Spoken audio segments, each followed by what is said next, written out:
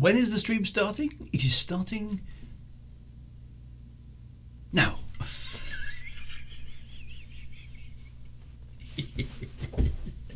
It starts exactly. A wizard arrives exactly when he means to. And I always arrive as close as I can to the established time, which is 8 o'clock. And you'll notice, if you check at your chronometers, gentlemen and ladies and gentlemen, you'll check your chronometers, you'll notice it is, well, it's 8 o'clock here in the UK, it's probably 9 o'clock in Europe, 10 o'clock in the Near East. I've got no idea what it is in America, but parts of America will be at least 4 hours behind. So I'm guessing that's 4 o'clock in the afternoon. And I probably think for the West Coast, you're 8 hours behind, so it should be lunchtime, which is an excellent time of day. So there we go. Yes, the stream is in fact starting now. The interesting part of the content of the stream, that may be arriving later on. Depends. In fact, it may never turn up at all. We'll see how it goes. Anyway, welcome one and welcome all to my my Monday evening Twitch stream, which is of course just chatting. Mostly about science fiction and fantasy, with a side order of waffle and general prevarication, and getting off the subject and just following some strange rabbit hole. There we go. It's 3 p.m. on the East Coast. I say it's 5. Is that 5 hours behind? It must be, yes. So 8 minus 5 is 3. Yeah. See how I work that out. 12 noon in California. There you go. So 8 hours. 8 hours behind on the West Coast. 5 hours behind on the East Coast. And if you're watching this in some strange place in the middle of the Atlantic Ocean, then you can choose your times anywhere between those two extremes. If you're watching in Australia, I think you're something crazy like 9 hours in front, which means it's about 5 o'clock in the morning. So what are you doing? Yeah. Why the hell would you put yourself through that kind of punishment? But there we go. And there we go. Chris Viking says it's 9 o'clock in Central European time. So there we go. It's so annoying being on the not a circular planet. That would be very silly. A spherical planet with all these time zones. There we go. Nice pin. Yes, I've been given a new pin. Look, do you like my new pin? Look at that. It's a whale connected to a spaceman by a chain because some random reason that I have yet to think of. But I quite liked it. My son got me a whole bunch of extra new hat pins for Father's Day in the UK. Which was yesterday, in fact, and the origins of Father's Day I'm not quite entirely sure of, but it seems to be a response to Mother's Day, which is a much older ceremony, at least in the UK. And it's an excellent day as far as I'm concerned, because I get beer, sweets, and I get a meal made for me, and I just generally get sport all day. It's like having a second birthday. It's an extremely useful day. So there we are. So yeah, reasons. I mean, space whales. I mean, that's the thing, isn't it? So yeah, space whales. Space whales are important. I've got bits of fluff on me. Oh dear. Sorry, I should really. I can see it there on the screen. What's going on there? I've got a little mark on my top, which is showing up on this. It's just. I don't know what that's from. Is it a Star? I don't think it's a Star Trek whale. Hang on, let me zoom in. There you go. I don't think it's a Star Trek whale. It's just sort of a. It's just sort of a whale with a spaceman, because. There we go. Make up your own reasons, you see. That's what it is. Is it a Star... Well, I suppose it could be a Star Trek whale, couldn't it? I mean, it was sort of... maybe it is a Star Trek whale. I do have a Star Trek hat pin, as you know. Where's that? That's... There we go. I've got a Star Trek hat pin, which I have worn. In fact, I wore that on Saturday. There's my Star Trek hat pin. I'll just sort of zoom out. There you go. You can just about see that. So that's a cool thing. And now I've gone blurred. It feels like I've had some drinks. Come on, camera. I'm over here. Hello. Yeah, give it 5 minutes. It'll figure out that I've moved. Come on. I'm over here. Stupid. There it goes. Stupid technology. Father's Day and beer. Yeah, so I got 3 bottles of beer. Yeah, see that fuzzy effect. That's how the world is to me most of the time. It might be my PC's clock. Well, aren't all clocks all synchronised to the internet and stuff now? That's a thing, isn't it? Doesn't your PC automatically get its time from something? Too much Father's Day beer makes you blurred. Yeah, it's not a bad place to be being blurred, to be honest. There's a lot of comfort in being blurred. Now I've come to a very, I've just put it on my Twitter actually before this. I've come to a very, very sad realization this afternoon. Because as I may have mentioned, on Mondays, just before, well, just kind of after dinner, we tend to watch some TV as a family, and then we're currently working our way through Star Trek: The Next Generation, and we've just got to the end of season 6. So we just had the Descent Part 1 episode, and then we're back into season 7 to kind of finish everything off, and which is all right. You know, it's both fun. My kids are just about hanging on with the rather dated special effects of Star Trek: The Next Generation, but yeah, they're kind of rolling with it now. They kind of like it for the nostalgia, I think, and the sheer sort of 90ness of it, which is good. And then, but I've just become to the very, very sad realization that I am now, in fact, 4 years older. Yeah, older than Patrick Stewart was when he took command of the Enterprise. I looked it up. I was like, no. Patrick Stewart was 47 when he first became Captain Picard. I was like, why aren't I a captain of a starship by now? Should be an admiral by now. Which is weird, isn't it? Because you kind of Captain Picard to me is an old man. Dear. So and I'm not that old, and then the inevitability of maths actually then catches up with you. Actually, no, you are that old. In fact, you're older than he is. In fact, you're older than he was when he faced the Borg. And what have you done with your life, Drew? Yeah, there's Captain Picard. He's faced down the Borg and saved the entirety of the Federation. What have you done? I haven't had the opportunity to save the Borg. Not save the Borg, save the Federation. So, and I remember actually in my 30s being aware that I was now older than Captain Kirk was when he was in command of the USS Enterprise. I think Kirk was young though, wasn't he, as a captain? He was in his 30s, as I recall. And you suddenly realise that you're now older than some of your favourite literary characters actually were. So I don't know. That's a bit weird. So there we go.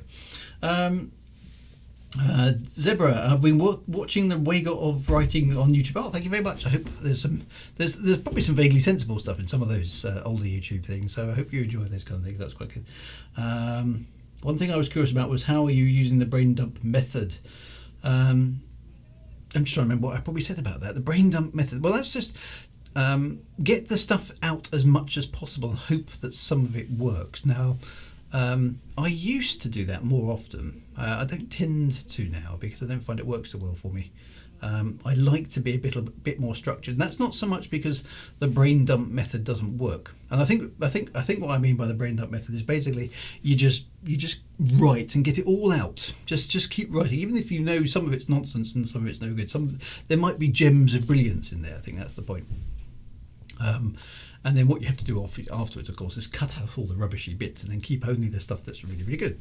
And sometimes that can help you with the flow of writing, which is a good thing. Anything that allows you to keep writing is a good thing. My problem with it has always been is all the work you have to do at the end to get rid of all the rough, the garbagey bits that kind of spewed out of your brain that you actually are not very good and you don't really want. So nowadays, being older and wiser and all that sort of stuff, well, older anyway, I tend to be a bit more structured in my writing so that I don't have to do so much work afterwards. It's kind of the thing that I approach. So there we go. That's kind of how I viewed it. And I think you change over time as well. I think that's another thing to observe. Glenn says, "Hey, but you have more hair than Patrick did." Only just.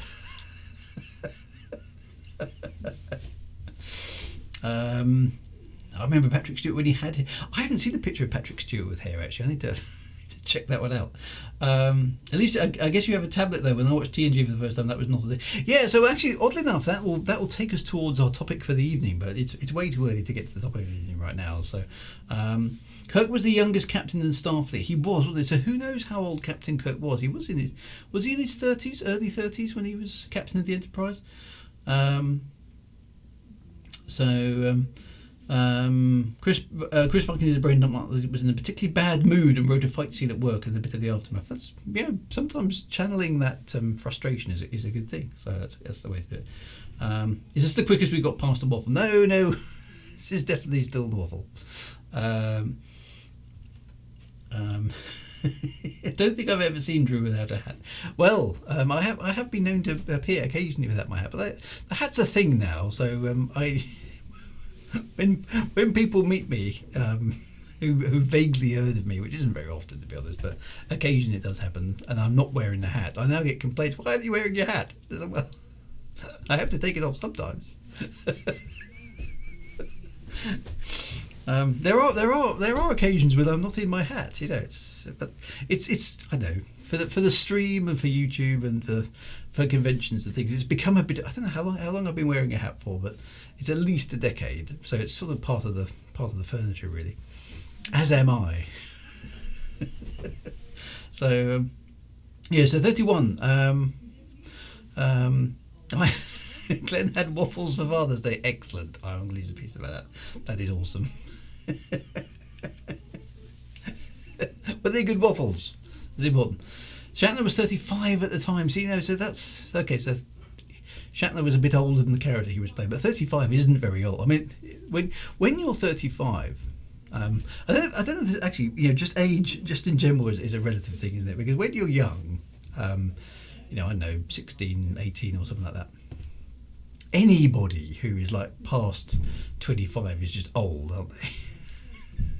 And when you get to 25, all those sort of 16 and 18-year-olds just look so pathetically weedy and stupidly childish to you. And then, you're looking at people 10 years older than you thinking, yeah, they've got it made, they know what they're doing. I haven't a clue what I'm doing, but I'm not a child anymore.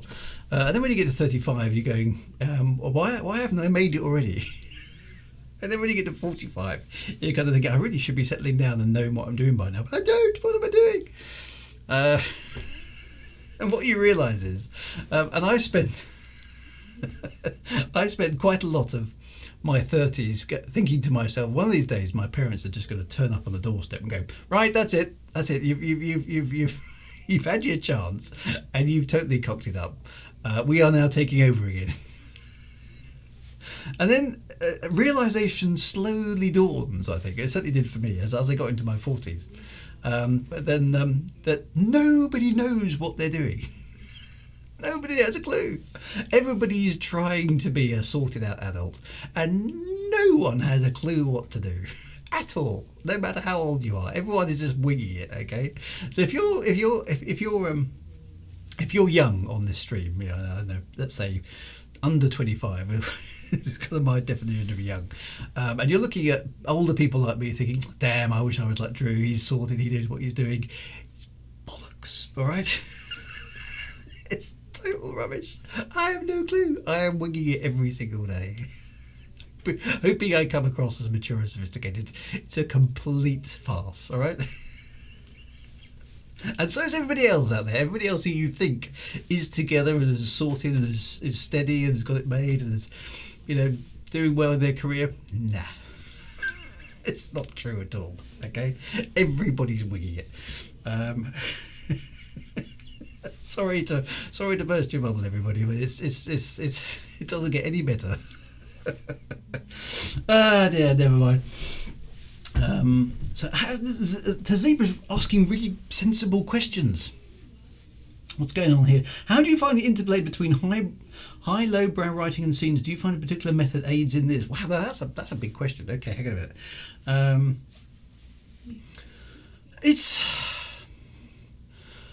I tend to separate them. I think if I need to write something that's quite complicated and like highbrow and sophisticated, I can't do it at the same time. I need to be in a kind of mode of thinking. So if I want to write something complicated, I need to be sitting down, I need to be concentrating myself, and I need to be going, okay, that needs to be like this needs to be that nuance, and so on and so forth, like that, okay? Whereas if I'm just sort of writing other bits and pieces, I tend to sort of relax into it and just sort of see where it goes and experiment a bit with it. So I don't do them at the same time. They're very, very different approaches for me. I find I have to, if I'm writing descriptive scenes, I have a lot of stuff on my monitor which is like that scene. Okay, so if I'm in a forest or my character's in a forest, I will stick up on my, because I've got two monitors here. There's one. I know you can't see this obviously, but there's one here. There's one there, right? And the camera is in between the two. So if I'm writing a descriptive scene, I stick up on one side. I've got my Word document. On the other side, I've got lots of pictures of things. Okay. That are relevant to whatever scene I'm describing. So if I'm in a forest, I'll stick a picture of a forest up because there might be something in there I can pick up on and go, yes, okay, the light dappling off the leaves or whatever it happens to be, or the mist filtering through the trees or the sunshine, anything like that I can pick up. Whereas if I'm in dialogue mode, I have no distractions at all. I make everything featureless and I'm just trying to concentrate on the voice of the characters that I'm doing. So those are the techniques I use. I try and make my environments the thing I'm writing for. So yeah, no, I should do it. I should do a little tour. It wouldn't take very long to do a tour actually, but because it's a study. But it could be some things. So mood boards and Pinterest, I do things like that. Yes. So one thing's actually I can probably show you. This is a good serious question. So I'm gonna go there. Dragon Eye says just my rant about getting old there. Dragon Eye says I'm 55 and I'm not started yet. Glenn says you get to 55 and realise you're never going to get there. I'm 62 and I've still no idea. Last year I was just worrying about making it to 30. Yeah, it's the same forever. Urban Sparks is leveled up every year. So there we go. So that, yes, it's fun. So yes, this is irrelevant, but it's a rabbit's trail. So apologies for that. But you know how these things work by now. So there we go. So Evening Drew, yeah. So let me show you something I find very useful, and it's sort of free. So this is something I do. Let me see if I can pop up a. There's my screen. Look at that. It's got a giraffe on it because it has. Right. Let me get a browser. Now I like going. Where is it? I go to this website called Shutterstock, which is an image library, okay? And if you want to, you can buy images and stuff and license them and things. If you want to do book covers and stuff like that, it's quite useful. There's lots of pictures of scantily clad ladies on it. That seems to be the default. Oh, it's changed now. What was all that about? I'm not in. Am I logged in? Oh, I am logged in. Okay. So right. So collections. One thing you can do here is you can search for a particular image. Okay. I don't know why those ones came up. But as you can see here, I was working on various different things. So here, for example, is Lords of Midnight. All right. And I found various images of things, okay, that I thought were vaguely inspirational. All right. So motivational pictures. So this is exactly what I did. So here's an ice-locked sort of castle, and I can just kind of, I quite like that.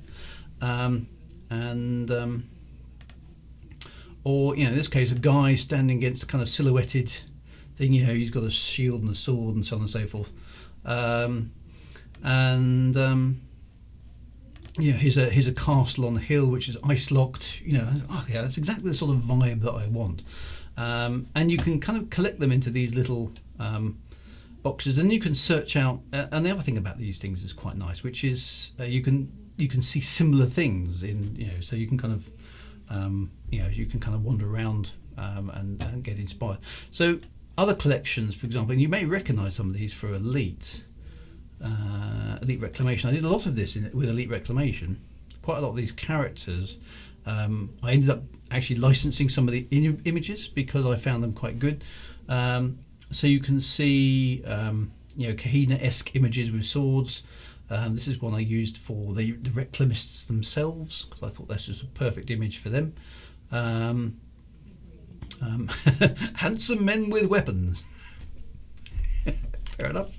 But it was perfect for me because I wanted the sort of fierce character with an old school gun to act as Dulk, I think the character's name was. And this is where I got some of those ideas in the description. I thought, okay, trench coat, that's quite nice look. It's classic sort of film noir type stuff, but it kind of works. And then where's another one of Dolk? There, that one. This one actually is a scene in Reclamation. Okay, this one actually is a scene in Reclamation. So there's a scene where I think I'm right in saying Hassan is trying to get back aboard his Eagle.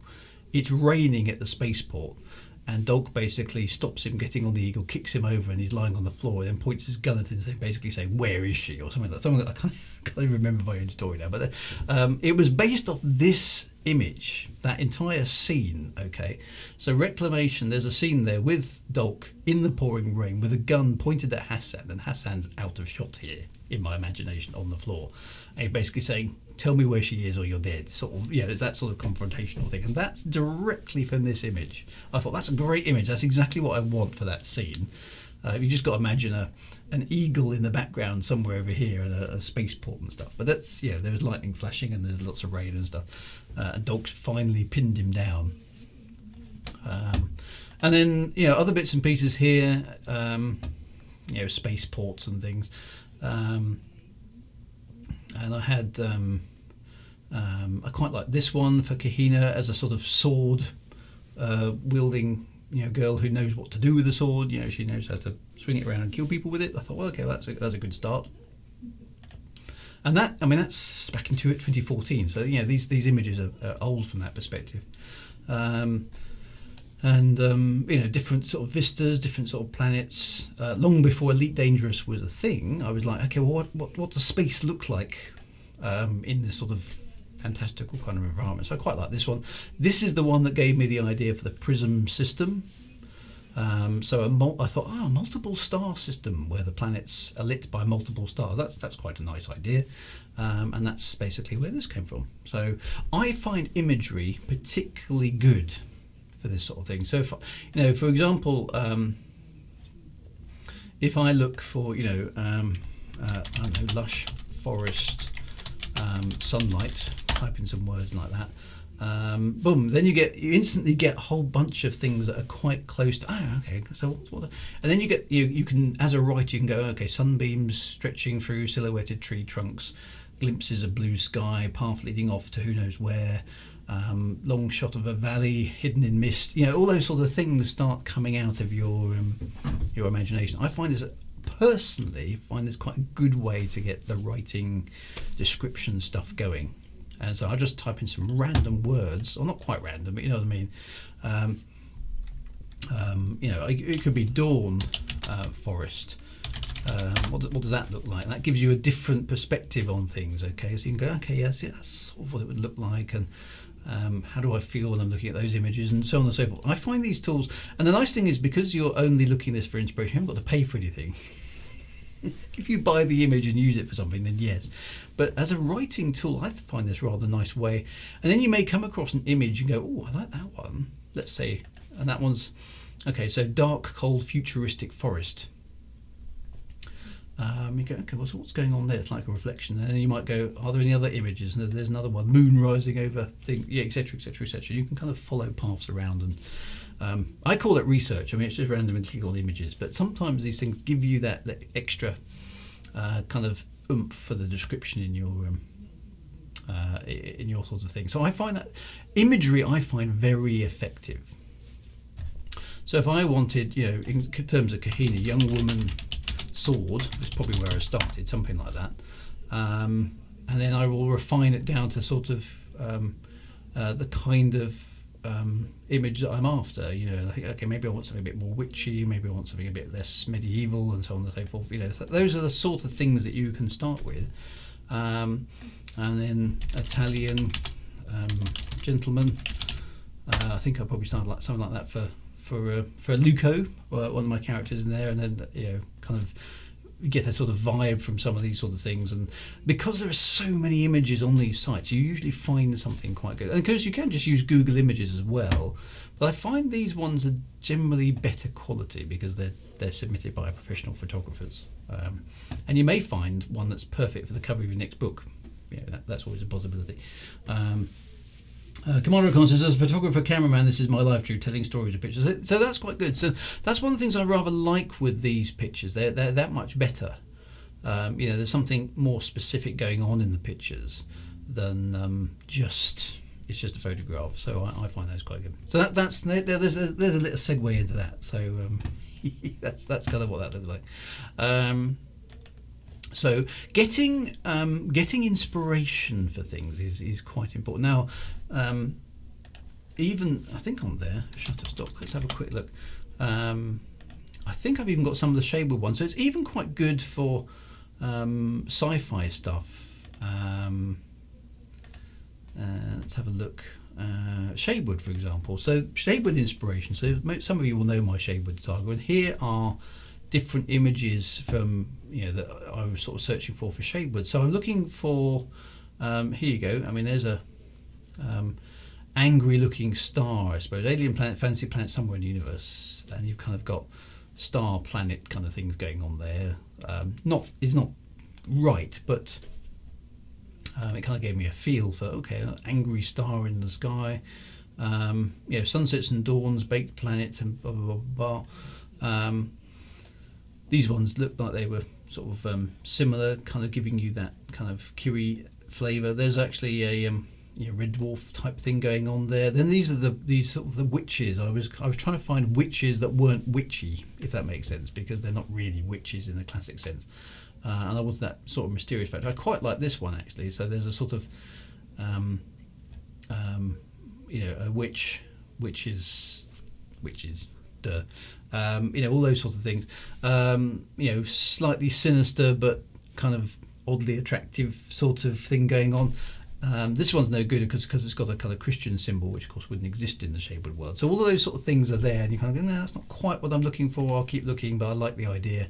But it may give you the inspiration. The things that I take about this is, decorations. Okay, so she's wearing some bracelets and she's got some sort of headpiece. Okay, so maybe that's something I can add to the description of a character.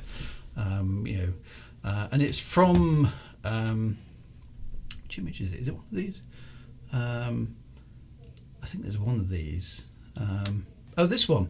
So this is one that I particularly liked, which was I didn't use the description, but what I did take from here was a mannerism for a character. So if you've read Shadewood, you'll know there's a character called Narina, who, when she interrogates people, she will walk around them in a circle to intimidate them. And I had this sort of, just in my imagination here, somebody walking around you, but always keeping eye contact. And it's just slightly intimidating. She's always trying to get the upper hand in any initial confrontation. And so I got the impression from this, I don't know if this lady is walking around, but she looks like she's walking around, just keeping her eyes and her head turned towards you. And that's like, I thought, I'm going to use that as a mannerism. So that's, you can get all sorts of quite interesting things from those kind of things. And so that, those are the sort of ones I did with Shadewood, just thinking actually that's sort of the inspiration. And then here's some sort of locales. A burnt landscape, fierce clouds, sort of inspiration for some of the descriptive scenes of when the flares arrive.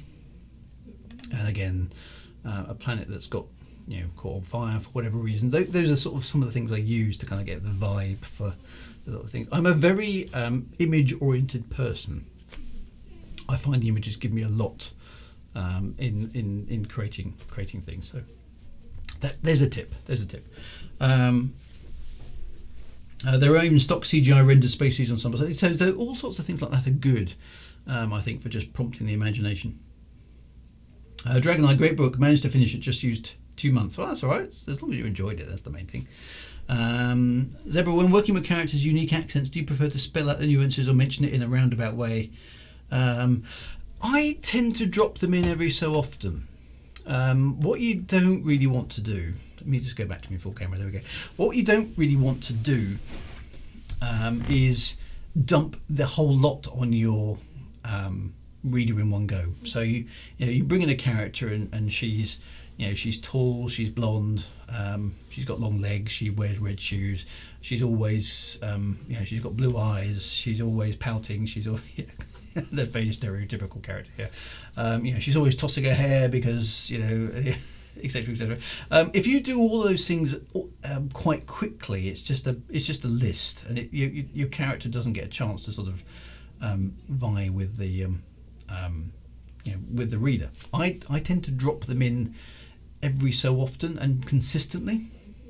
So if I take, well, Kiri's probably the easiest one to talk about because she's got the most description.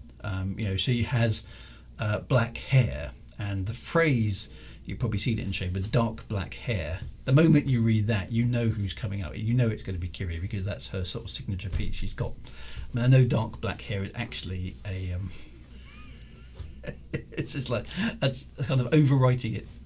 It's a non sequitur, but it's a signature thing. She's the only character who specifically is called out with dark black hair, and she has blue eyes, and that's about as far as I go with physical description because I don't like leading you, the reader, on too far to say what they look like.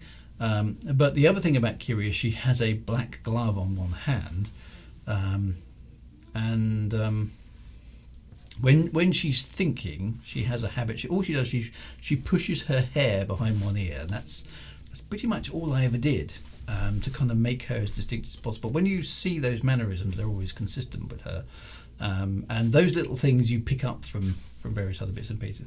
Some other characters, I've got one character, Fitch, who, by the way he talks and the way he acts, he's quite abrasive, but he's always saying the things that everybody else is thinking but doesn't want to say, and that's his sort of unique sort of flavour. And trying to make them different and give them small individual characteristics, but make them consistent and repeatable every so often. I think definitely helps. Reg W, I'm late. Did I miss the waffle section? Yes, I was complaining about Captain Picard being too young earlier on. Glenn says, I find that writing out profile specs, I have a hard time remembering to check my profiles and forget some things. Yeah, so I have done that. Let me show you a profile, just while we're on that topic, before we get onto the main topic, because it's half an hour now. We ought to get on to the main topic, but this is interesting, so it doesn't matter. This is free fall. Let me show you my profiles for. Can't show you Dune Dark's Revenge, top secret book, Shadewood. There we go. I think I've shown this before, but this is how I do it. Shadewood background and detail. There we go. Okay, let me zoom this up so you can see it. Otherwise, it's going to be a bit small. This is basically the Bible of Shadewood. This is the Shadewood lore document. 45 pages long. I don't know if you can see that down there, but a background on things and blah blah blah blah. But what I do, if I go down to the characters, which is down here, main characters, you can see if I go to Kiri here. Kiri's the youngest daughter of far tempestuous young woman, deep insecurity. She wears her hair long on the left side and shaved over the ear on the right. There's a thing. Prone to vendettas, never forgets an insult. In this one, I gave each character a quote. So if you were to ask them to summarise themselves, what would they say? And this is Kiri's one. The weak are irrelevant, as are the sick and the infirm. Only the strong survive, and that's the way of things. Expect no mercy and give none. She doesn't start out as a very nice person. It's not sufficient that she wins, others must lose. That's Kiri. That's just the kind of person she is. And so I wrote a lot of these things, and I refer back to them when I'm writing the character to make sure I'm sort of keeping them on target and making sure they sort of fit. And I do that. Lore to me, as you probably know, it's very important, and I like to do the research and make it consistent and make sure it all makes sense, and making sure that the characters have some depth to them. And this isn't a huge amount of depth. It's like, I know that's a long paragraph, but it's a paragraph, maybe 2 or 3 paragraphs if you formatted it properly. She's belligerent, she's cold and calculating, but she's not a fool. She's strong, she's fit, she embarks on vendettas, she doesn't forget an insult, she's single-minded and obsessed. You're getting an idea of what she's like. And other characters, I've got similar things in there. So I spend some time going through this, and it doesn't all come in one go. I don't go, right, I'm going to paint a character. I come up with a few ideas, and then I iterate multiple times. And sometimes, like I say, I do a bit of prose in there. So here's Maru, who's kind of the foil to Kiri in many ways. So he's the technology guys. So here, technology holds the promise of improving everyone's life from the poorest to the richest. If only people would overcome their prejudices and just get on with it. He's impatient. He just wants to play with the tech, and he thinks technology solves everything. And that's where he starts. He's got a lust for adventure and refuses to be tied down to experiences the wider world. Likes flying, likes sailing. He's adept at fixing things. He's an outdoors type. Doesn't like politicians and anything that distracts from the pursuit of technology. So he hasn't got time for all this people stuff. I don't want the people stuff. Get the people out of the way. Let's just play with the kit. He's run away from home to avoid a dull existence on the family farm. That's kind of where he's come from. So all those sort of things. Here's a simpler character, Turgan Gurn. Money, women, wine, women again. What else is there? It sums up what you need to know about the guy. Okay.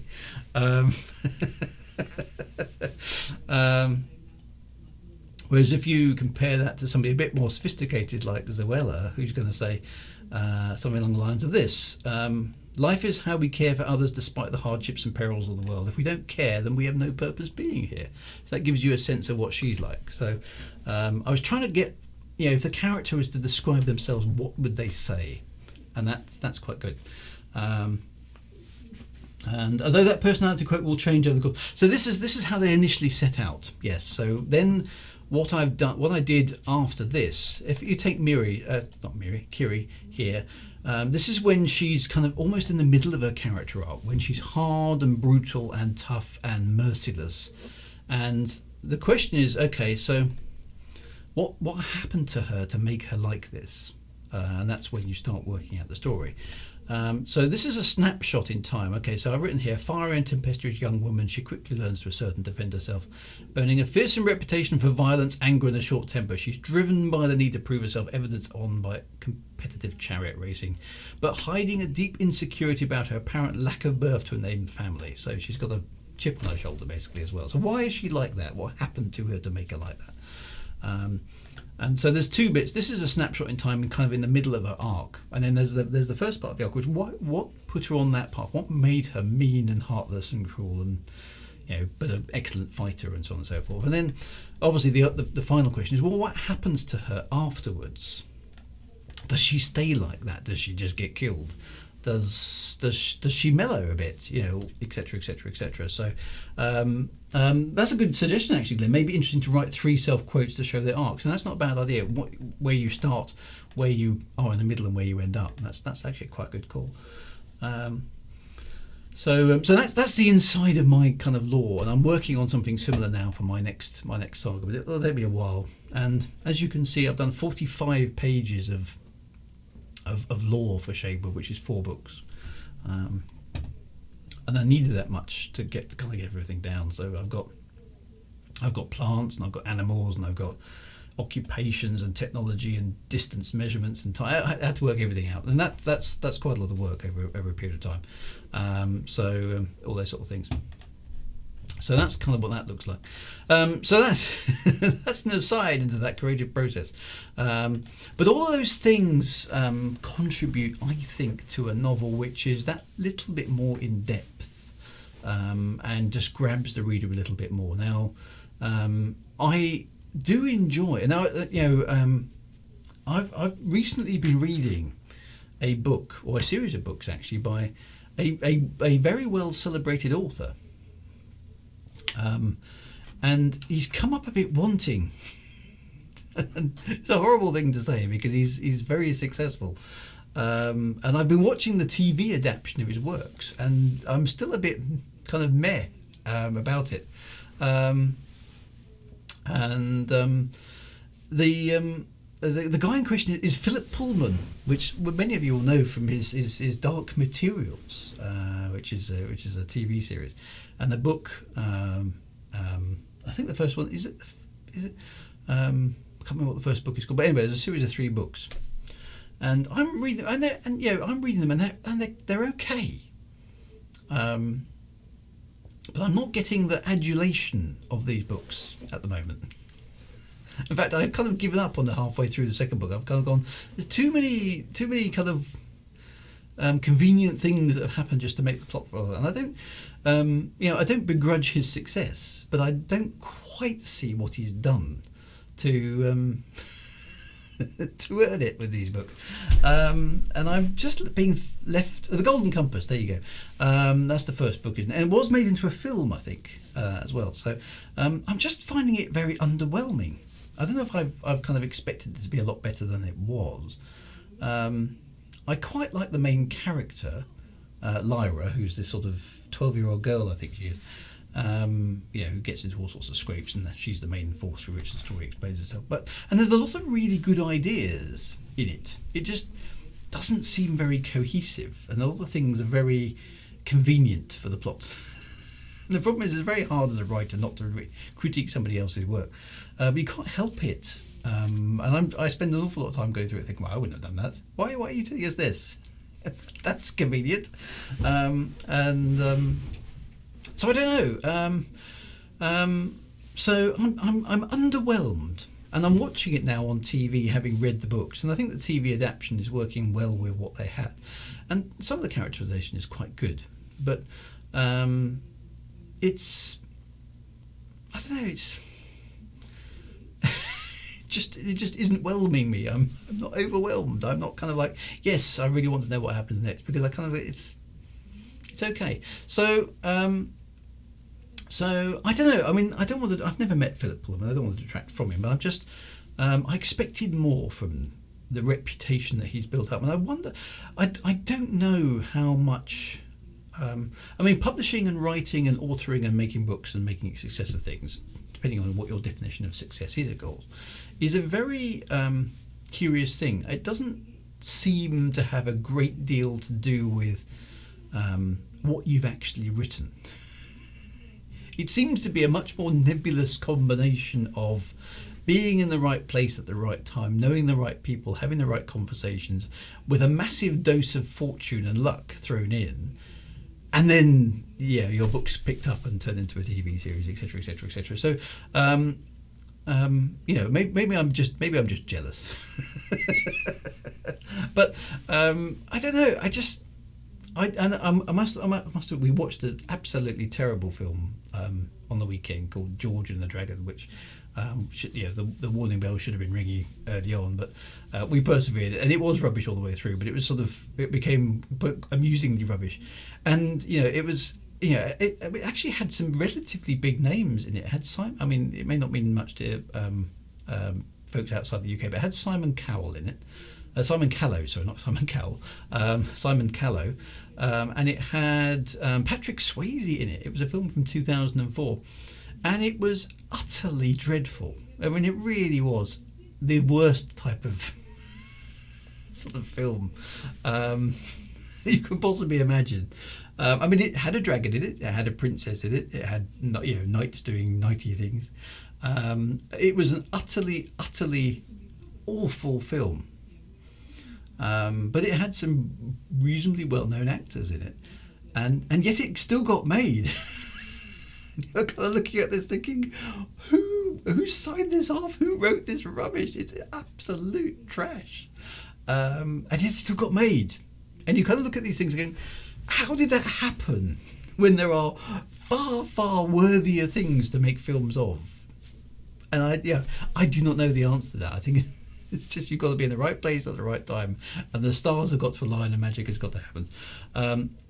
So I think it's utter luck. I don't think that many of the authors that we herald, we is a bit pejorative there. I'm not quite sure what I mean by we, but in general, most people in sci-fi fantasy circles probably will have heard of Philip Pullman, for example. Now I think his writing is okay. Going through it, I'm reading it going, no, you just done one of the cardinal errors there. You've just told us something that you need to show us. There's things like that, okay? And I'm critiquing it, and I can't help it because it jumps out to me as bad writing. I think, why didn't your editor spot that? Other parts of it, there's jumps to a scene, and there's no anchor for you to know what's going on. So you're left as the reader going, am I still in the same place? Have we moved? Is this a different time? Is this a different character? I don't know at the moment. Those sorts of things, which, giving your reader some comfortable stuff just to allow them to zone in on what's going on in the book is important stuff. It stops them being frustrated with the read. Lots of errors like that. And the story is good. It's got some imagination. I like the fact that there are fighting bears and it's a parallel universe, and there is but it's not that different. The idea of the daemons attached to humans as souls, all clever stuff. Quite imaginative, but it feels to me like a jumble of ideas kind of thrown together into a story. And then the second book basically says, right, so we've got this thing that we've set up, and a whole bunch of characters that you're now familiar with, and we're not going to talk about them at all. Where are we going? This isn't the sequel. This is a completely different story. What's going on? So I don't know. Commander O'Connor, the classic example of this, of course, 50 Shades of Grey. Now, I can't really critique 50 Shades of Grey because I've never read it, but it doesn't sound like the sort of book I'd enjoy anyway. It's a huge, massive success. And I suppose success in those terms is financial success, okay? Dreadfully written books. I can't really comment. I've never read them, but I'd be pretty sure that they aren't great. There is an author whose books happens to fall, and I quite like them, but there are some things that stick out. An extreme overuse of a few phrases. Immisfit. Hello, Drew. Finally made one. Yay, good to see you. As writers, we walk into situations with the bias eye of our own works. I suppose that's very true. That's very true. I mean, I suppose if somebody wrote a book the way I write a book, then I'd be a bit surprised. Well, like I said many times, it doesn't matter how good you are if you're not good. A lot of it, I'm sure. I mean, I'd like to know if very successful authors were utterly honest, how much of their success, and I use the word success advisedly, I suppose commercial success is what I'm kind of, because I mean, what is success? If somebody other than yourself has read your book and enjoyed it, does that mean you're successful? I suppose it kind of does, right? Now, if you've made several £1 million out of your books, you could definitely call that a success. But that's a commercial success. Is that what you're after? It depends on you. Most people, I suppose, would generally say, if you've suddenly become rich and famous because you've written a book, then you've probably been a success. I think most people would probably gravitate to that as a definition of success. But how many of them would go, actually, you know what? I can write a book. I'm okay as a writer. I've got some imagination. I've got some stories. I've got some characters. I've got some description. But yeah, really, 80% of it was just being in the right place at the right time. I got lucky, and most of you don't. I reckon that's probably the truth. I'm guessing. I don't know. I don't think most of the people are. I've read some very good stories that aren't mainstream, and I've read some mainstream stuff and I've gone, how the hell did this get published? And then obviously some people do hang on the coattails of their previous work, so you can have a really good book. Now actually I consider Ready Player One to be actually quite a good story. Ready Player Two, however, is absolute rubbish. And it's clear the author basically went, yeah, okay, I've got to write another one. So he did. But there's no passion in it at all. So if you like Ready Player One, I'd advise you, well, I mean, up to you, of course, but I could heartily suggest staying clear of Ready Player Two because it's just got no passion in it. It's quite astonishing how bad it is compared to the original book. And it looks like it was just written because the publisher basically said, you need a sequel. And he went, yeah, but I haven't really got any ideas. You need a sequel. It'll sell. You'll make lots of money. Okay, then. So Glenn's, I know I've read a few books that are popular big name authors write through, and they're just, okay. DJ Truth said, hello, sir. Good to see you. Ready Player Two was very, it was what's going on? So there are worthy things that don't get turned into big successes, and there are some very ropey things that do. It just seems to be the way things work out, and it's got a lot more to do with, I think, who you know and what you know and who you're connected to, and sometimes what the sort of zeitgeist of the time is. I mean, I was listening to Radio 4, which is a for those of you who don't know what Radio 4 is, because you're outside the UK, Radio 4 is a very po-faced radio station for arguably intellectually types. You know, it's got very, very serious news, serious politics, and serious discussions on things. But every so often they'll have an episode on books, and they get some writers in, and they talk about these various different awards, and they are, you know, the books that get selected for awards really are the stuff you do not want to read. It's just not. They're all. They follow the zeitgeist of the time, the zeitgeist of the moment. What are we concerned about right now in society? And those are the books that get picked up. So I'm on a real back foot now because I'm white, I'm middle-aged, and I'm a man. That puts me at a massive disadvantage because nobody wants to hear from white middle-aged men. All right, it's just they haven't got anything worthwhile to say, and I don't mean that in a kind of I'm annoyed way. It's just that's just an observation of what's going on right now. And that doesn't really bother me. I understand why. I completely get why, in fact. But it's you know, it's not my fault I'm a white middle-aged man. And you know, it's a thing. Okay, so I'm just going to keep writing my stories, and it doesn't really bother me if I get picked up by anything or not. But if I was recommending you starting out from somewhere, I wouldn't recommend you to be a white middle-aged man. Okay, that's not what publishers are looking for right now. You know, so it just isn't. So yeah, so those sort of things come and go, and those are societal changes that go on around us, and you know what people are looking for. And there's also a bandwagon thing as well. So you know, for in the 90s, obviously when Harry Potter came out, everything had to be about wizards, okay, magic and spells and all sorts of things. And before that, it was everything had to be about vampires because vampires were cool. Then wizards were cool.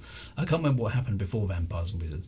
And ever since vampires and wizards have sort of dropped out of cool, science fiction had a bit of a renaissance in that kind of period of time, and you know stuff. And then zombies. There we go. It was zombies, that's right. So you know, certain things are cool. And if you're not writing something that's cool or on point at that point in time, that's it. You're sort of screwed. Okay, you've got nothing useful to have, and because publishers want to go with something that's relatively safe. Ideally, they don't like taking too many risks on weird stuff. So my stuff. So for Shadewood, for example. Okay, so is it fantasy or sci-fi? It's kind of both. No. It's got to be one or the other. Well, it's still kind of both. I can't really split that apart. Is it science fiction or is it fantasy? Well, it's science fiction. Well, you don't know whether it's science fiction, but it's sort of fantasy. But you know, fantasy people don't want to read about science fiction. What do you mean? Then? I'm dead. Yeah, I've lost. I can't.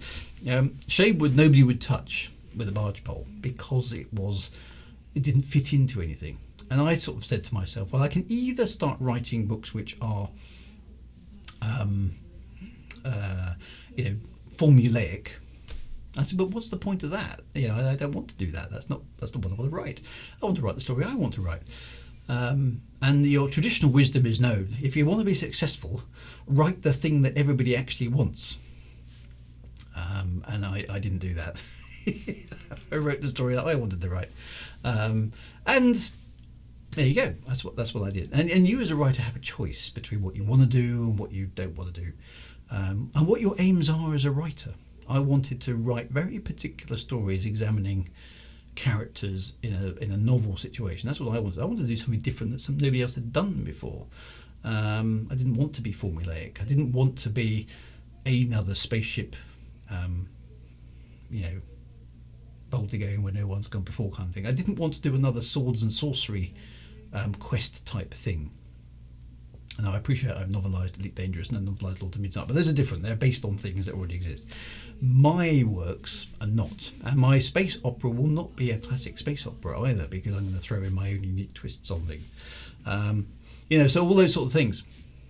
But it depends on what you want to do. If you want to be successful, you're probably far better off listening to your agent, if you've got one, saying, what sort of books are going to sell well? If you're turning it into a commercial thing. But that was never my motivation. I didn't want to make it into a commercial thing. I wanted to write stories that I wanted to write. So, scantasy and fancy fiction, there you go. I'll become popular posthumously. That's no comfort to me, is it?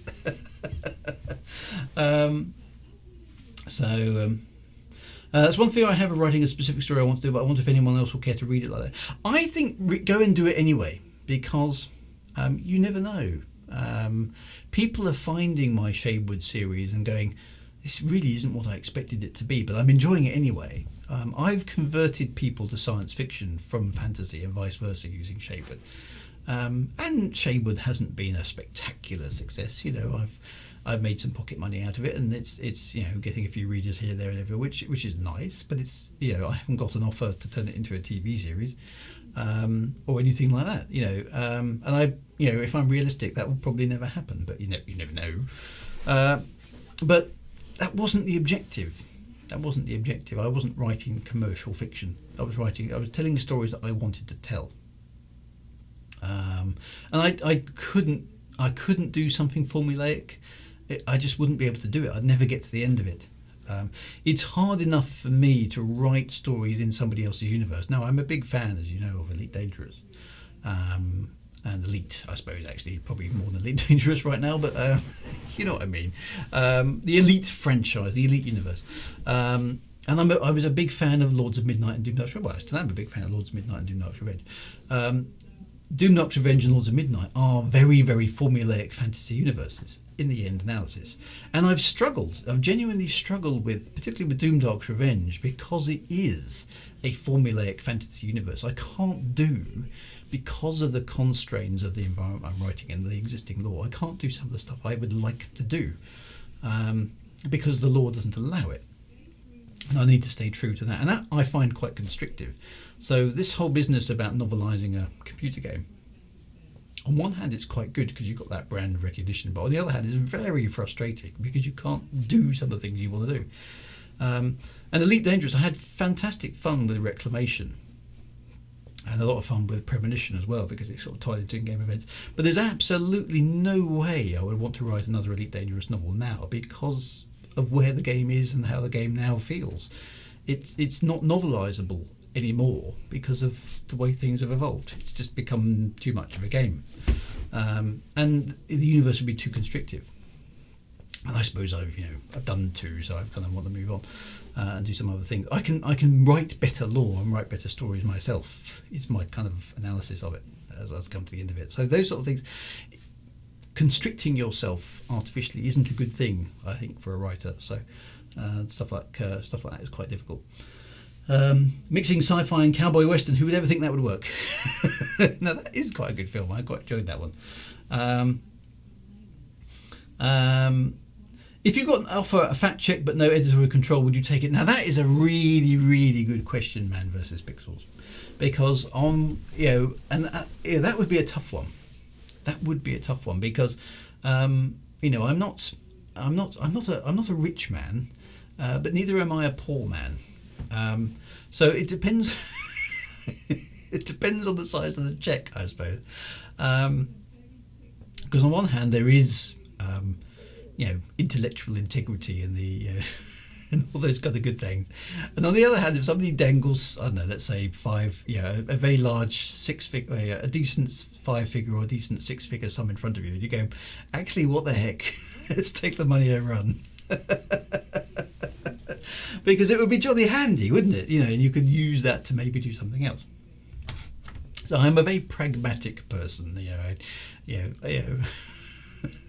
I won't stand on a hill and die on my sword just because it's the honourable thing to do. I will give it some rational thought and weigh up the pros and cons.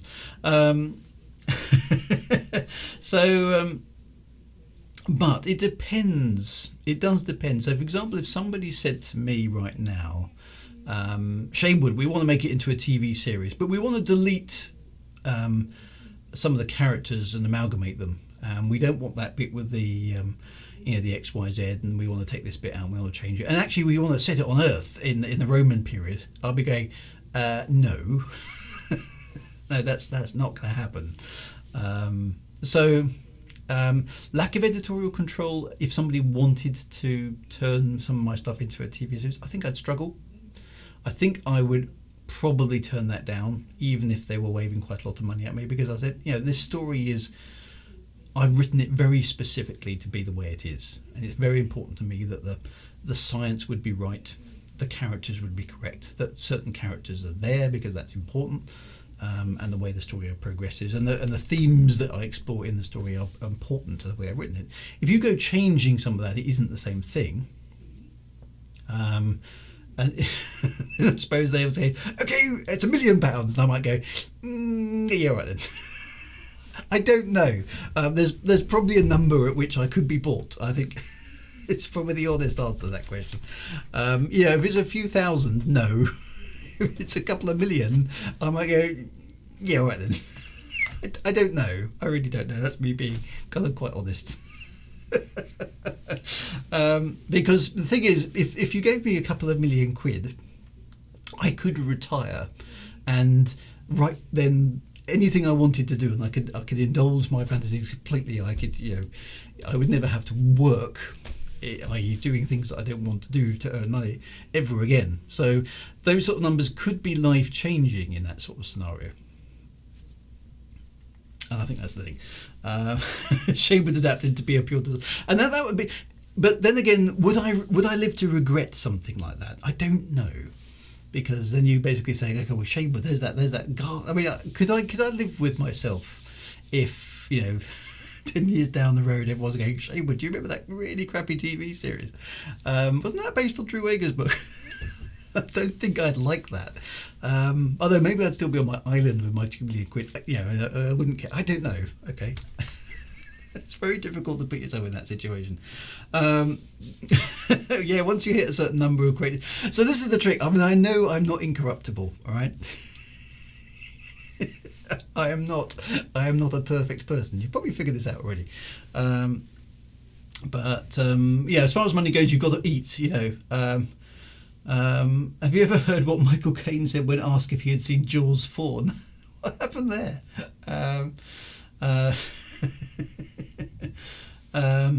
So some people really go in for artistic integrity. I'm not sure I'm that much of a purist. I don't know. It's a difficult one. And there's the flip side. Okay, so the bearded bard, as my metalhead friend said, Bieber has enough money to pay me to strum for him. Doesn't mean I want to. There is such a thing as kind of like being able to hold your head up high, look yourself in the mirror and go, yes, I've still retained my integrity. But on the flip side, maybe there's a couple of million quid in it, I don't know. It's tricky. Shane with the musical set in the East End of London with Bonnie Langford in the leading role. Oh God, no.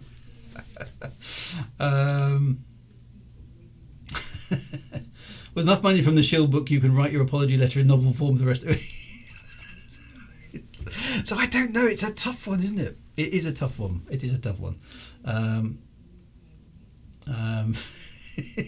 No, but you should see the house I bought here. So yeah, I know it's a tough one. It is a tough one. I mean, it's who was the guy who the actor in Rocky, the original Rocky film. What's his name? My brain is not good for names. He basically, I think he wrote Rocky, didn't he? And it was Stallone. That's right, Stallone, Sylvester Stallone. He wanted to star in it, and they said, no, we don't want you to star in it. But a great film. Can we buy it off you? And the rights to it, etc., etc. And he basically said, no. If I don't star in it, then it's not happening. I completely respect that. I mean, it went on to also be a success. Okay. which is a good thing. Now it could be, Would I hold out? If somebody said, right, there's 2 million quid on the table here, Drew, but we want to buy Shadewood and make it into TV or film, but that's it. You don't have any involvement in how it turns out, or you can have editorial control, but there's no upfront payment, and we'll give you, I don't know, 1% of the fees. How do you make a decision like that? So there we go. I don't know. I do not know. I genuinely do not know the answer. Drew, is fantasy in space necessarily sci-fi? Could you have a fantasy story in space? Yeah, abstract player. That's a very good question. So compare and contrast. Actually, Star Wars in my head is fantasy. Okay, it's not science fiction at all. Now, most people go, what? Because Star Wars has got spaceships, isn't it? It's got lasers and it's got robots and stuff. So clearly it's science fiction. Well, it isn't really science fiction at all, because there's absolutely no science in Star Wars whatsoever. The lightsabers are impossible. Hyperspace is impossible. Flying around in space in spaceships that act like airplanes is impossible. Etc, etc, etc, etc. Nothing in the Star Wars universe can happen. The Force can't happen. It breaks the laws of physics. It's not doable. So it is a fantasy, in the sense that it just makes up its laws and off it goes. It just happens to be set in space. Compare and contrast that with, dare I say it, my books, Shadewood. Now, for those of you who don't know Shadewood, Shadewood is a story that's set on a real, or at least it's not real because I've made it up, but it's set on a planet that could exist. It obeys the laws of physics. Okay, it's round a star that does exist. It's round a planet that could exist based on physics as we understand, and everything that happens on the planet has a specific reason for it happening, which is grounded in physics. Nothing that happens in the story is ruled out by the laws of physics. So it's science fiction, but the characters in the story happen to live in a feudal society, so they're all going around waving swords and shields and sailing around in unpowered boats. So is it a fantasy? Because it's in a sort of pseudo-medieval environment. Just happens to be on a plausible planet somewhere out in the universe. Does that make it a fantasy? No, it doesn't. It makes it science fiction because it's based on science. Okay, so what do those definitions actually mean? And it's a difficult one. So science fiction would generally be stuff that is oriented to space. But that's not always the case. Star Trek is one that sort of straddles the lines a bit. Some of the stuff in Star Trek is very scientific. Some of the stuff just isn't. So they mentioned parsecs. They're totally scientific. But yeah, the whole parsec thing. Yeah, don't get started on that. That's really nice. So the definitions are very vague and they're not very helpful. I've never liked genres, okay, because some people will basically say, I don't read fantasy, or I don't read science fiction because I don't like science fiction, I don't like fantasy, I don't like romance novels, I don't like historical fiction, I don't like, but what do you like then? What do you want from a book? Do you want a story? Do you want something to take you away somewhere? Do you want to learn something? What do you want from a story? I don't like crime novels. I don't like horror novels. So genres I find are a bit of a straitjacket, because my books are mostly science fiction with fantasy elements. There's a bit of romance thrown in because I think it suits what the characters are doing. It's not a fluffy, softy romance novel, but if you put characters, in a stressful situation for a period of time who have anything in common, the chances are there's going to be some sort of romantic fuse that connects up, okay? And so romance is a natural outcome of the storytelling.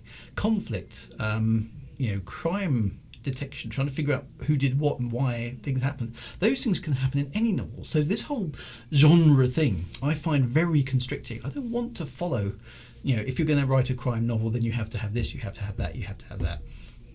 If you write a science fiction novel, you have to have this, you have to have that, you have to have that. I know. I hate that. So I just ignore the genre. What is Shadewood? Shadewood is a Dru-ids story, okay? it's got people in it and stuff happens. Is it science fiction? Yes. Is it fantasy? Yes. Is it a romance novel? Yes, it is. Is it a sort of what is it? It's really hard to describe. So when people say what genre do you write, and I say most of them, then they go, well, you've got to be more specific than that, Drew. I said, no, I don't. I don't get this whole pigeonhole me into a genre. I don't like it. I just don't. So there we go. But it's science fiction, really science fiction, after science proved that science is unscientific. Well, that's the thing. Science can move on. Arthur C. Clarke and stuff like that. Some of the stuff that he's written has been proved to be completely erroneous. But he didn't know that at the time. He was working with the best of what he had at the time. So there's a classic novel, which is the start. The one. It's on my shelf. Hang on a minute. I can't remember the name. I can't see it now. There we go. Songs of Distant Earth. Okay, excellent. One of the best Arthur C. Clarke novels there is. Songs of Distant Earth, based on a scientific puzzle that was around in the 80s. Arthur C. Clarke wrote a book about this particular problem, or based off that particular problem, and then the odd scientific thing that he'd based his novel on was explained, and it wasn't a problem at all, despite the fact he'd written a book about it. Well, that happens. So it's quite likely that at some point telescopes will image the Lacaille 9352 system and discover there aren't the right number of planets in there as I've described them. I'm going to have to live with that, but they haven't done that yet. So you could, as a science fiction writer, your work, you are still imagining imaginary things, but what you're trying to do, you're doing it in such a way that it fits with the current understanding of physics and astrophysics and exobiology, or whatever it happens to be. And I think the more compelling you make it, the better it is. That's my view on it anyway.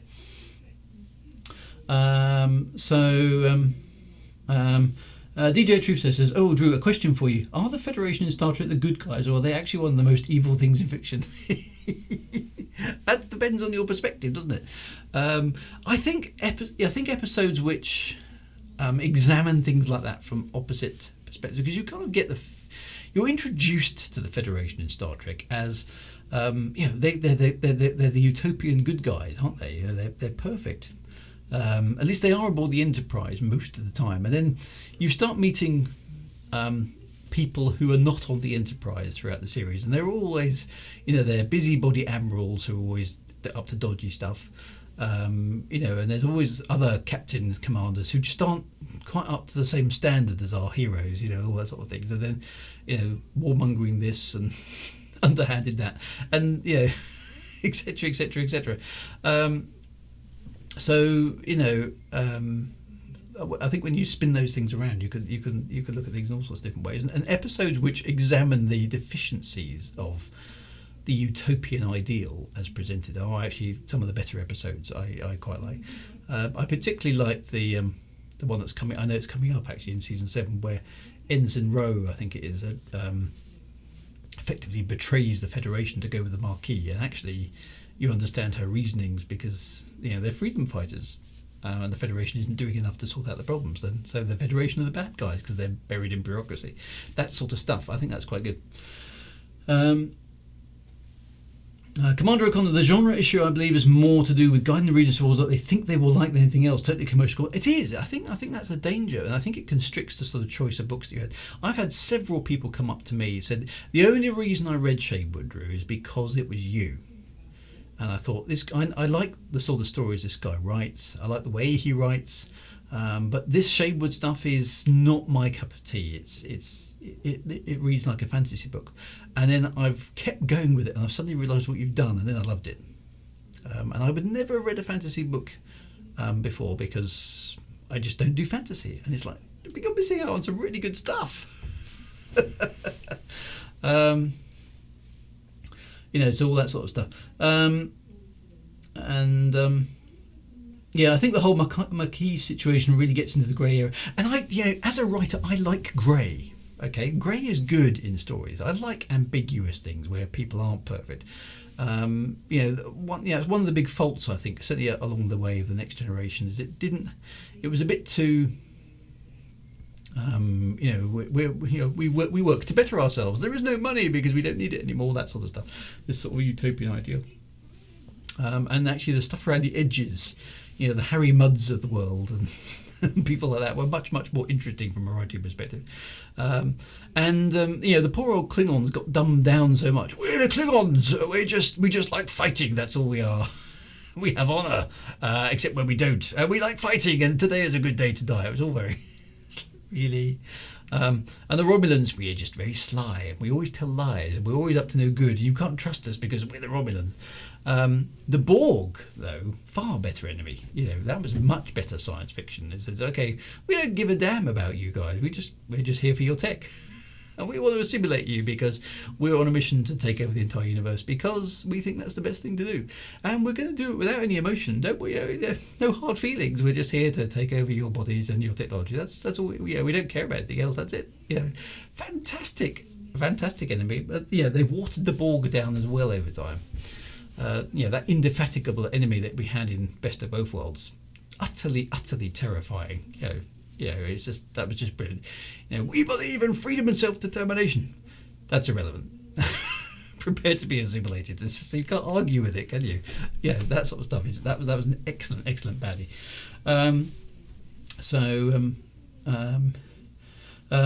J.R. One of the things I liked about Consider Phlebas is that your introduction to the culture is from a perspective outside the culture and its utopian ideals are examined. So that stuff is good, isn't it? It's a bit more in depth. Good old Ian M. Banks, of course. The Borg are existentially terrifying. They are. If you think about the Borg, they're both utterly logical. That's what I like about the Borg. They make sense. Their mission makes sense. And you can see us actually going that way in the future. With our increasing dependence upon technology. And at some point in our humanity evolution, we are going to start embedding active technology like the Borg into ourselves. It's just inevitable, I think. We're probably already doing it. So that sort of thing is definitely coming. It's quite scary. And that's why the Borg are such a good baddie, because we can recognise actually they're not all that different from us, and we might end up in that sort of place, which is quite scary. Are the 12 colonies in the new Battlestar Galactica good or bad? Created life in the slave. So I must admit, I always found, Battlestar Galactica is, in both versions, even the original and the later one, the reimagined one, are looking at, again, a sort of existential issue. We created a life form, and then that life form turned against us. And then we decided we had to destroy it. Those are good existential questions, and I like that about Battlestar Galactica. I quite like the the sort of mythic, vague connection to the zodiac and stuff that was Capricorn and all the other different places, Caprica and all that sort of other stuff. That sort of slight, because the thinking behind Battlestar Galactica was sort of some of the ancient Mayan myths and Aztecs and Toltecs and all that sort of stuff, which I think is which is quite fun to kind of blend the mythology of things that we have on Earth into science fiction as an origin story, that kind of stuff. I think we all fear creating sentient or sapient machines that can outthink us, and then might turn on us. We see that time and time again in science fiction with Terminator and stuff like that. We certainly were in the last few decades very worried about that. It seems to have dropped off our radar a bit now. We're much more kind of concerned with environmental catastrophe at the moment, which again is reflected in our science fiction. Those sort of things. So that is Dru is a Borg agent. This is my Borg implant. That's exactly what it is. Verret Squad, hello. Oh, hello. Always good to have new folks along, and Psychomonster 99 book. Yes, we love books. So this is all about we kind of just like to chat about writing. I haven't even got close to my topic for the evening, so I'm gonna abandon it. This is peak waffle, my friends. You have exceeded expectations tonight. You have outdone yourselves. Is that you've kept me off topic for so long that we're not actually going to get to the topic. I'm not even going to reveal what the topic was going to be, because that's my revenge on you for getting me off topic. So I shall keep that topic for next week because that's the discussion goes where the discussion goes. Hi Drew, I was browsing you about also a noob commander. What's the topic? Tonight there isn't going to be a topic because, as you know, for those of you who are new, there's usually at least half an hour's worth of off-topic conversation before we get to the topic. And tonight we've now been going for an hour and 19 minutes, and we're still nowhere near the topic because we've been talking about other stuff, which is good. It's an organic, creative writing stream thing, and that's where we are. So you guys have won this evening. You have totally defeated me with excess waffle, and there we go. The bearded bard, the enemy that is so far in advance there's nothing that can be done, kind of like the Lovecraft stuff is how I see the Borg. Yeah, see, the Borg in some ways would have been even better if they just remained undefeatable. Now that's difficult to then, so I suppose, establish. We need a waffle emote. Oh, you mean this one here? Look, what I should do is there you go. Look, I think I need to drop that down a tier or two so that you can all use it. I think it's on I'm not quite sure. I see. I've been doing Twitch for a couple of years now, I think, and I'm ashamed to say that despite being a Twitch partner, I really don't know what I'm doing.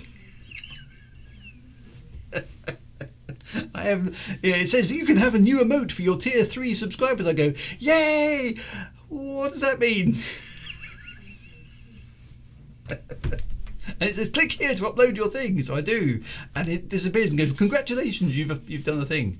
And I go, what did I do? And I have to ask my youngest son, who does know a bit more about internet stuff than I do, and he goes, yeah, you've got a tier 3 subscriber remote, Dad, with a special reward thing that you can get your bits for. And I go,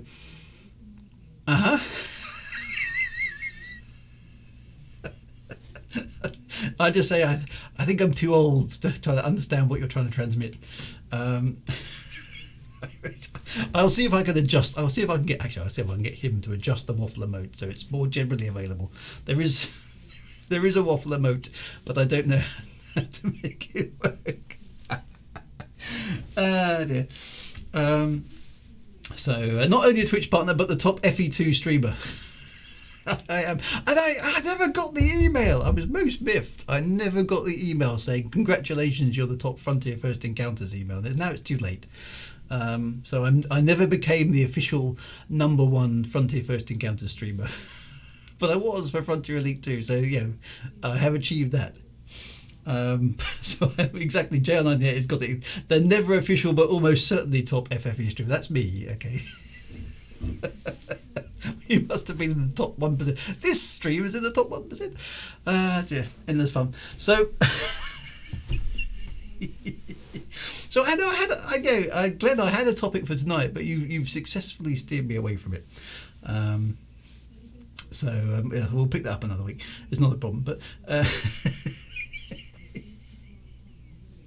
But it's we've gone from Captain Picard through description of images for describing things, and then into characterization and views of other authors and all sorts of things, and then into genres as well.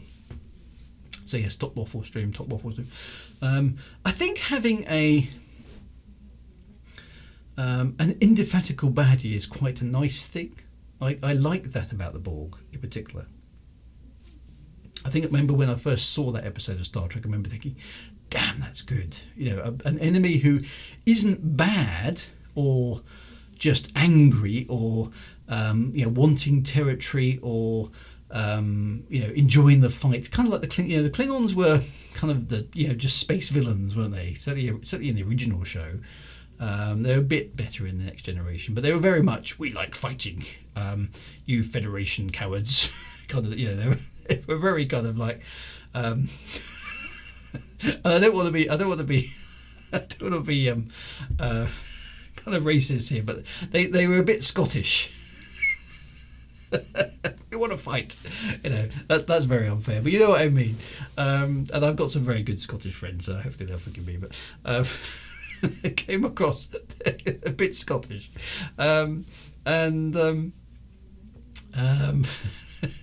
Hopefully that doesn't get me lynched next time I go to Scotland. But yeah, and they like a fight, okay, and and honour and glory and things are important to them, and today is a good day to die and all that sort of stuff. Their spaceships were very fighting oriented sort of things and stuff like that. But the Borg, though, what do you want? We don't want anything. We are going to do what we're going to do regardless. Can we, what are your terms for surrender? There are no terms. We require you to surrender. But if you don't, it doesn't matter. We're going to take you over anyway. Can we not negotiate? No, there is no negotiation. Everything that you'd expect from an enemy, they don't do. They're brilliant in that regard. We believe in freedom and self-determination. It's irrelevant. we will fight for our independence. Irrelevant. It's so brutal and kind of like not what you're expecting. And you can see, and Captain Picard, Patrick Stewart plays it very, very well. He's basically defying them up until the point he suddenly realizes that they are not interested in his defiance. They don't care. They're just after the technology, and and they're not doing it out of malice. They're doing it because the Borg genuinely believe that's the way forward, etc., etc., etc. And then it gets a bit more nuanced, like you say, species 8472 and all that kind of good stuff. And it gets a little bit confused, but it's brilliant. It's really, really good. And and other science fiction things like Arthur C. Clarke with Rendezvous with Rammer, absolutely brilliant novel about this spacefaring culture. And its ability to make this amazing space arc. And in the original book, you don't get to meet the aliens. All you ever get is inference in the entire story. They spend the entire book exploring the inside of this alien machine, and they never encounter the aliens. Okay, and all you have as the reader is inference on what they were like based on what the characters in the book are observing as they wander around the inside of what appears to be, at least at the start, a derelict spacecraft. And it's very atmospheric as a result of that, because you're kind of left with your imagination. What are they like? What do they do? Why is this spaceship here? What's it doing? What's its purpose? None of it is revealed. It's an absolutely brilliant novel to me. Because you're just left speculating, and there aren't any answers. Okay, you're not giving any answers in the book. As it retreats at the end of the story, you're kind of stuck with the captain going, "Did I miss something? I'm never going to be able to go back there again because the spaceship has left the solar system, and I didn't find out the answers that I wanted." It was a wonderful experience, but I didn't find out what the aliens, what they look like, who they are, what their purpose was, where did they come from, what do they like. I didn't find out anything, and yet it's still a good story. I've read the sequels and I don't like them. Okay, so as far as I'm concerned, only the first one happens, and I'm quite often that way inclined with sequels. Arthur C. Clarke co-wrote the sequels to Rammer with a chap by the name of Gentry Lee, and I've got nothing against Gentry Lee, but I don't like him in collaboration with Arthur C. Clarke at all. He takes away the Clarkeness of the experience, as far as I'm concerned. So Rendezvous in my universe, Rendezvous with Rammer is the only book. I don't like it. And Forbidden Planet. Now, Forbidden Planet is obviously a lovely 60s film. The only problem I have with Forbidden Planet, of course, is it's got Leslie Nielsen as the captain in a serious role. It's really, really hard for me to watch it without going, "Stop calling me Shirley." It's just fucking difficult. Because I keep expecting him to crack some sort of deadpan fourth wall thing to the camera, and he doesn't all the way through the film.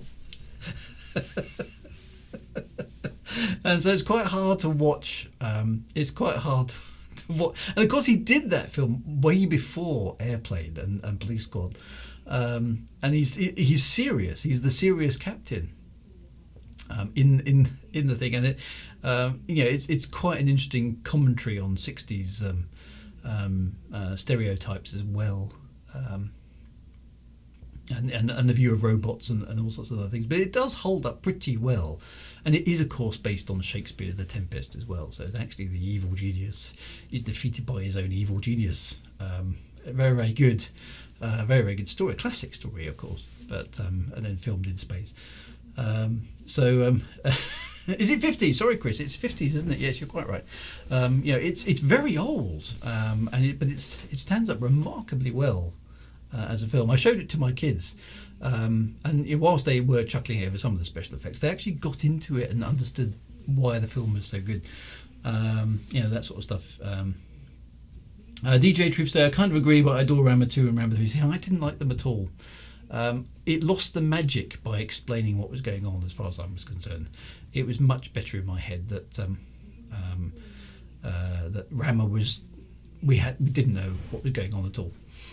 I saw Forbidden Planet before I saw the Police Squad TV show. I thought you were probably fortunate, Wintermute. I think that's probably... You're probably fortunate there.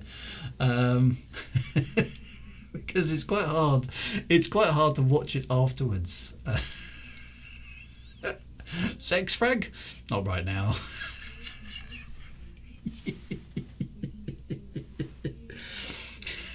It's just very, very, very difficult. Leslie Nielsen playing a few guest roles in Hawaii Five-0. Wow.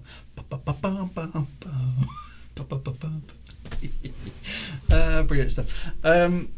So typecasting of actors is a problem as well. But Forbidden Planet. The thing I liked about Forbidden Planet, again, the most memorable scene to me. There's two really memorable scenes for me in Forbidden Planet, which I always come, and they still give me a chill even today, because I can't remember how old I was when I first watched Forbidden Planet, but I was pretty young, probably 8, 9, 10ish, something like that. And when you when you were young back then, you didn't notice the special effects were ropey because you hadn't seen anything better. And I remember that the id beast, the invisible manifestation that comes and attacks the spaceship, and they've got the force field set up.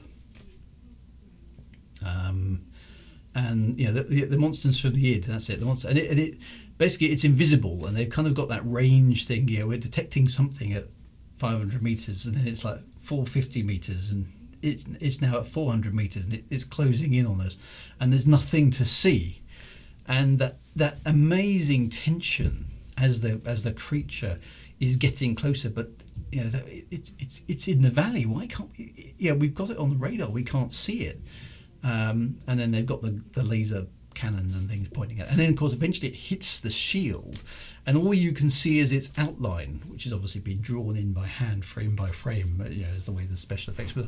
But as a young child, I remember being utterly terrified, watching, probably kind of crouched behind a pillow on it,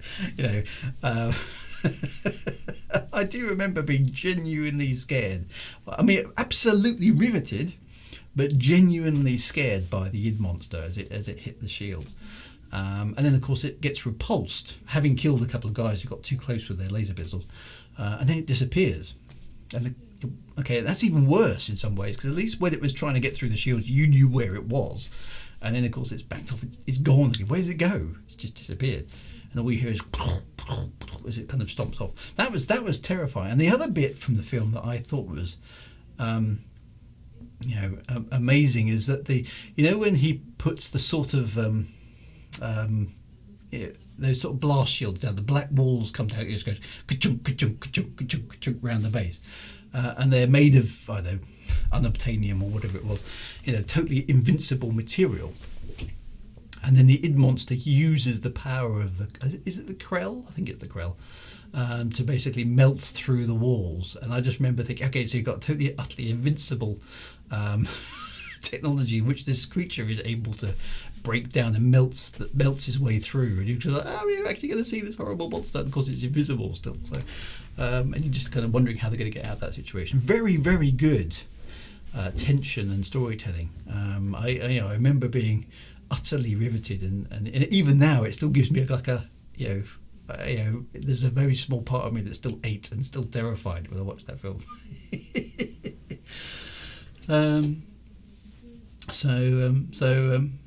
I wonder if Rowan Atkinson would ever play Hamlet in a serious presentation. There are a lot of silly boo movies as well, which can be quite. I mean, Spaceballs is the classic one, isn't it? Just sending up Star Wars and Battlestar Galactica and stuff. All that kind of stuff is really, really good. And there's a place. There absolutely is a place for comedy in those sort of things as well. I love the spoof films, particularly when they're well-made spoof films that actually show a genuine understanding of the material that they're spoofing.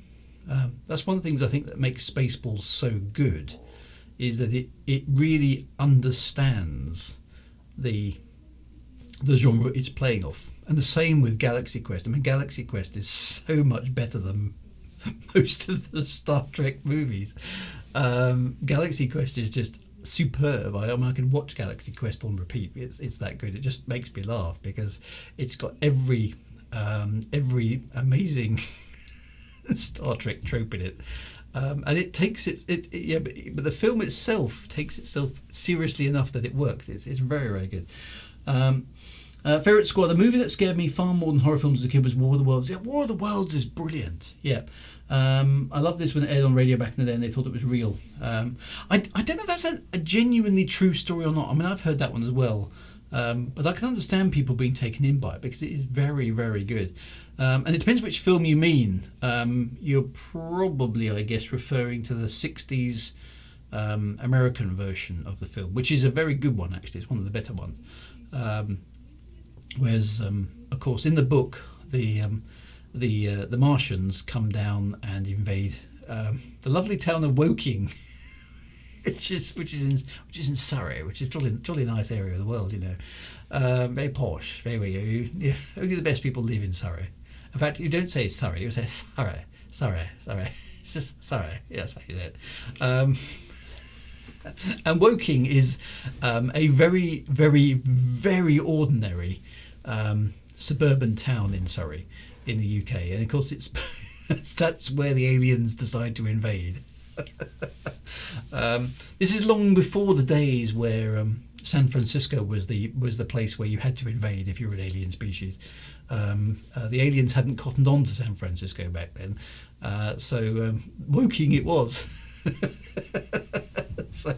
so yes, it's quite funny, particularly nowadays, because of course Woking is. I think I'm right. Is it just out? It's right. It's Basingstoke, which is just outside the M25. So it's very convenient actually for the aliens to have landed there. Of course, the M25 wasn't built then, so if they'd left it a few decades, they'd have had a nice motorway access to get into central London. It would be a lot more convenient.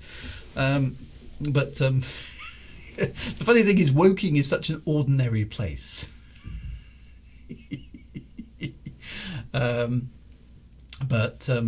And the funny thing is that the original War of the Worlds was obviously set in the UK, written and set in Woking at the turn of the last century, so 19th century going into the 20th century, and obviously features technology of that era, so guns and cannons and steamboats and things like that,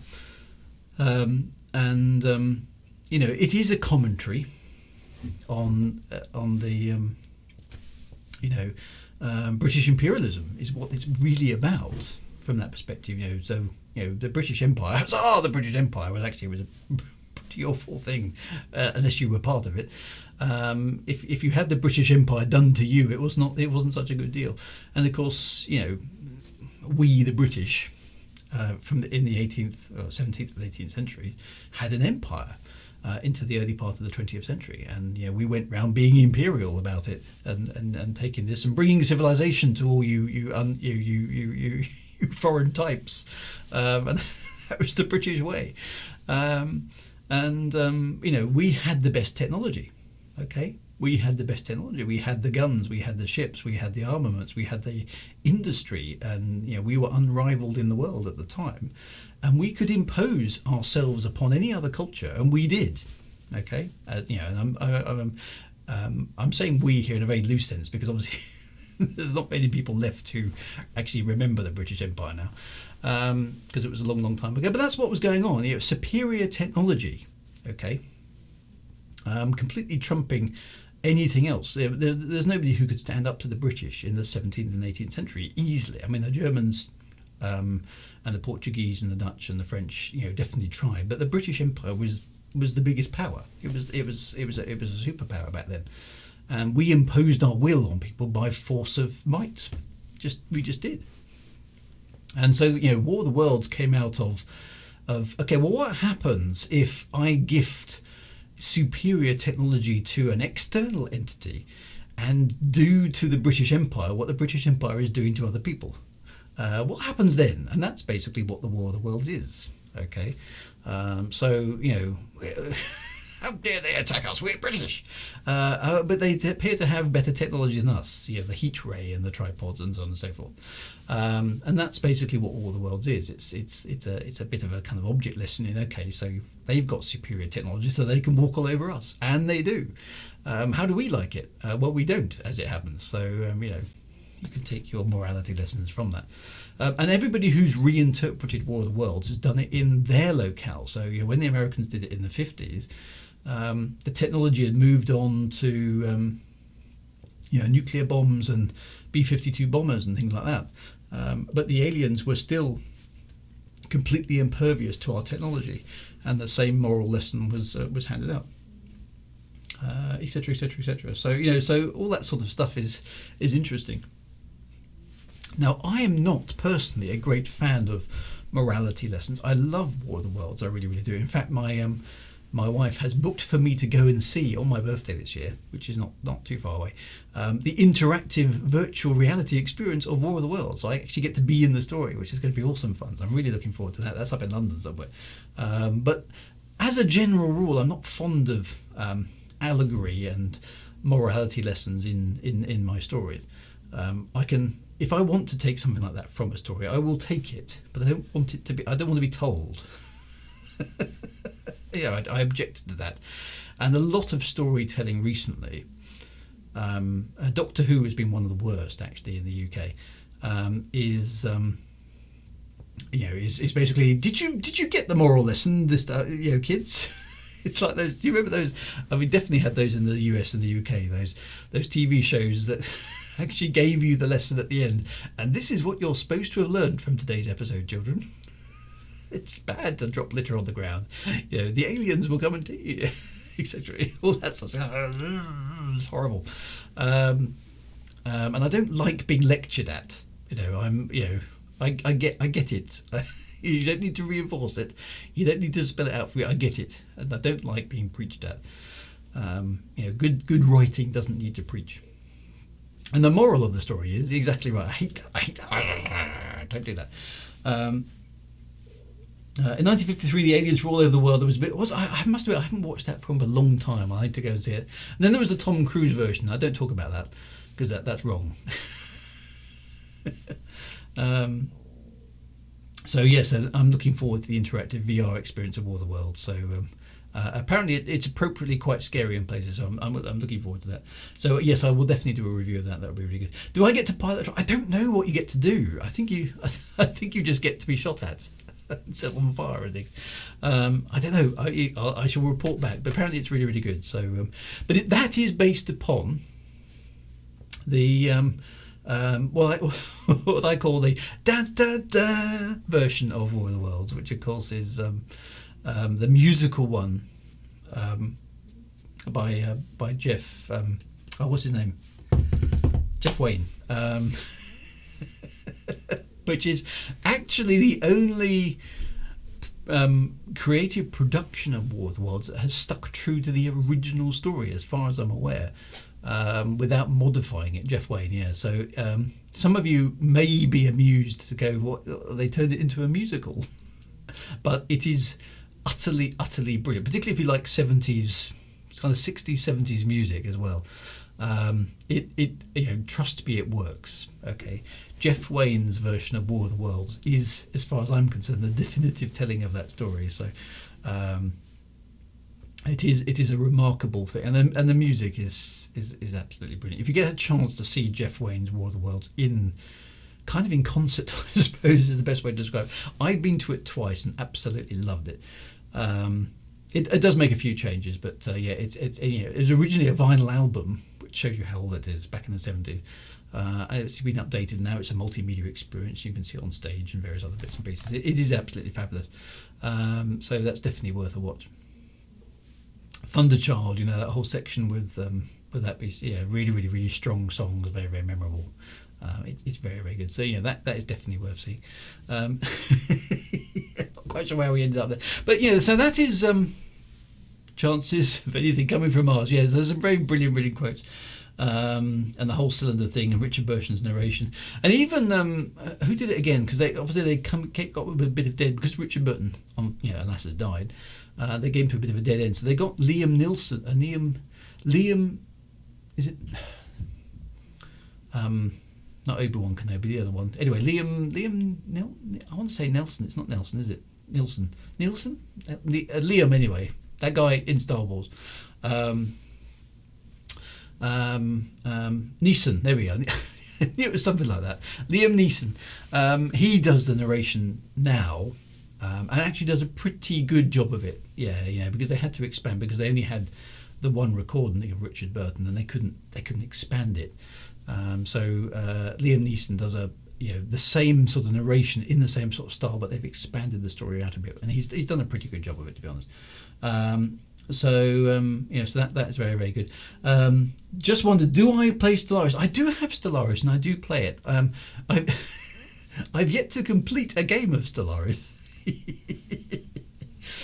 because it takes so long to get anywhere.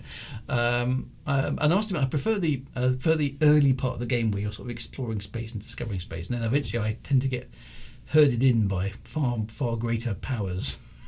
I'm sort of stuck just existing for the rest of the game. So I have yet to complete a proper game of Stellaris, but I do like it.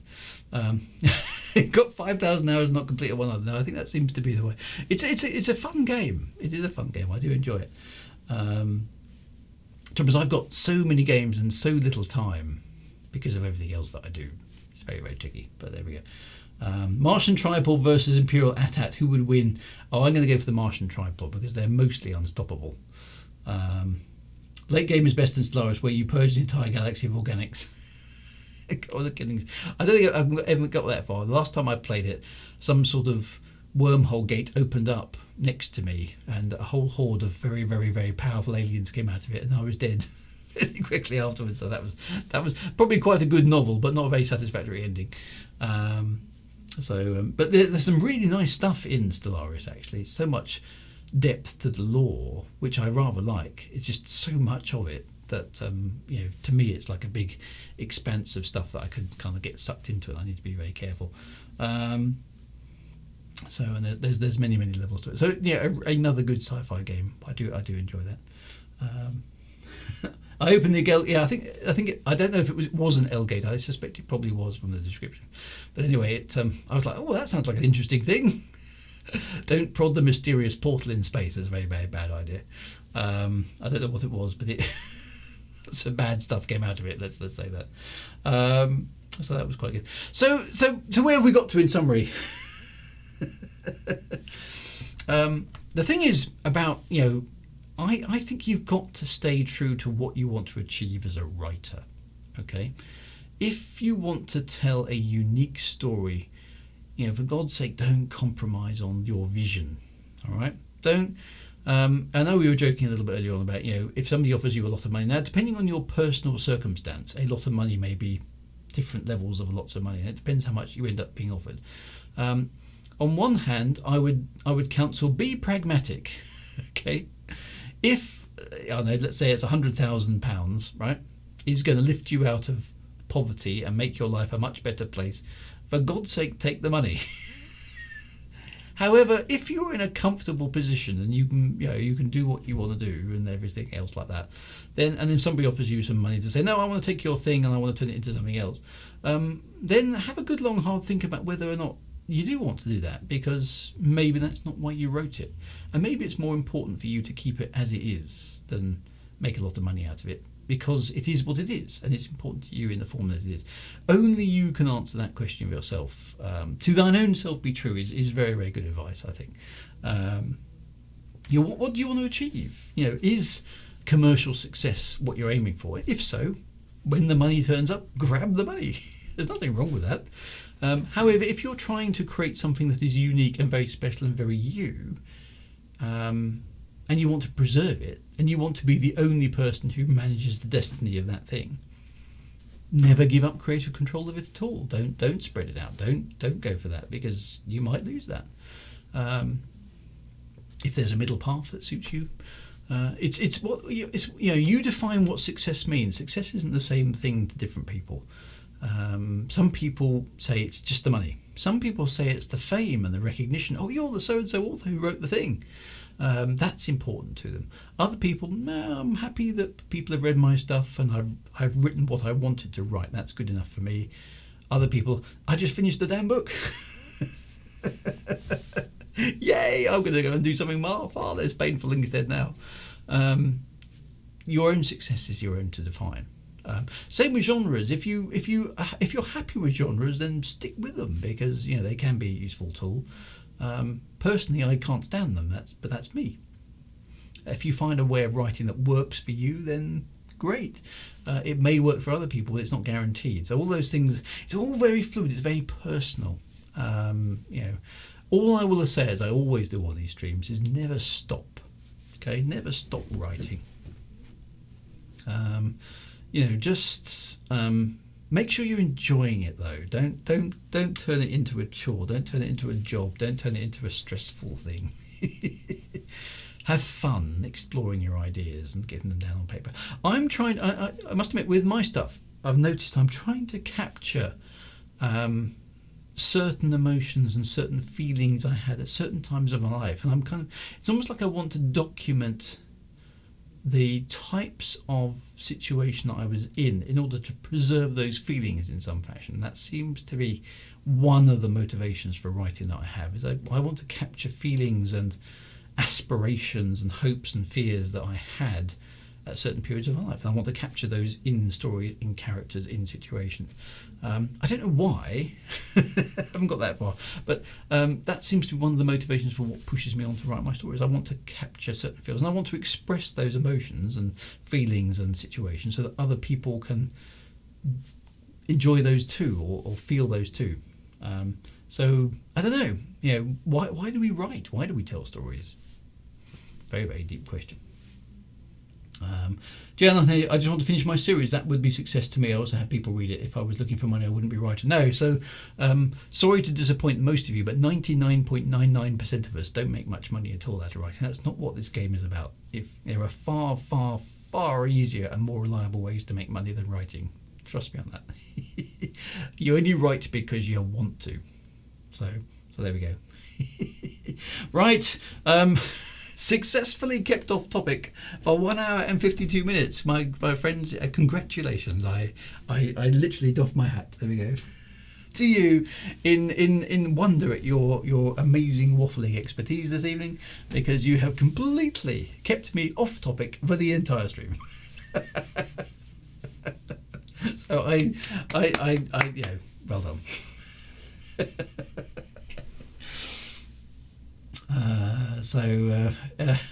You're in it for the love of the game. Yes, well, you just, there we are. We did what we did because we can. There we go. Dear. So I need to come up with a title for this stream, which of course has got nothing related to the title I was going to do. So you give me another thing that I need to think about. But there we go. Never mind. Well done, everybody. Well done. Hope that was sort of approaching vaguely useful at certain times in the stream. That's probably the best I can hope for. Dear. But there we go. Record waffle. You have outdone yourselves, everybody. Yes, you have. Many different ways. One book I read was a bit into a series, and the main character shoots her old bully in a duel, and that was very cathartic. Yeah. So sometimes, I have definitely put traits of people that I've known in my books. So if you've liked or loathed some of the characters in my stories, there are definitely elements of real people in there. That's inevitable. So you can read into that what you may. But there we go. A waffle odyssey. Well, we'll talk more about Odyssey on Thursday, won't we? I don't think we've got any new patches coming before then, so maybe a bit about the game, where we got to again for Elite Dangerous stuff on Thursday. We'll see where we're going. I've figured out a technical problem that was mugging me with streaming and Odyssey, so that's a good thing. So maybe we can have a good go at that on Thursday. Now, I do need to make an apology, actually. I promised more space retro goodness on Saturday. I'm not actually... I'm really guilty about this because I've cocked up my diary from streaming. I'm not actually going to be here for the next 2 Saturdays, which is like, no, I kind of feel like I'm abandoning all my streaming audience, and I feel a bit guilty about it because this weekend that my eldest son and I are going to be racing a Formula Renault car. I think that's right, Formula Renault. Anyway, it's like an F1 car, but not as fast. Doing that on Saturday. We're driving up on Friday, racing around on Saturday morning, so I won't be around for the stream, I'm afraid. And alas, the following weekend I'm taking my youngest son canoeing for the day on that Saturday as well, so I won't be around for the retro stream for 2 weeks, which is really bad, and I should have telegraphed that earlier. So after that we will be back for some more, but it is summer, so my weekend schedule is being a bit interrupted by the family events and stuff that's happening, so apologies for that, but it's kind of inevitable. But the Monday stream and the Thursday stream in general are a bit more reliable in terms of time, so there we are. So I do apologise to my retro fans. We will get back into gear, but it may be a bit sporadic over the summer, I'm afraid, because of outdoors stuff. But so Space Wars will be coming, but it won't be this Saturday or next Saturday, alas, I'm afraid. We're going to have to just roll with it. I'm sorry. I feel guilty. It's like I just can't do everything, so it's not good. But so we will do Space Wars. We definitely will do Space Wars, but it won't be this Saturday, I'm afraid. So sorry about that. But we'll be back for some Elite Dangerous on Thursday. See where that's got to. I can't promise any more new ditties. Somebody's already asked me for the song from Portal 2, so I have to have a think about that. But there we go. And Mondays do get interrupted by bank holidays and things like that, but such is the inevitability of life, I'm afraid. So, but there'll always be some more streams going. But there we go. Anyway, my friends, take care of yourselves. Have an absolutely fantastic week ahead. Look after yourselves. We're almost out of this COVID nightmare. At least I think we are, mostly across most of the world that I'm aware of. So a few more weeks, hopefully, will see us out of some of that sort of stuff. So just stay with it, keep safe, be good. And I will see you on Thursday, my friends. Live long and prosper, and always right on. Take care. And peak waffle. Well done. Really, really good. I'm impressed. No, genuinely. I am. I'm impressed. See you soon.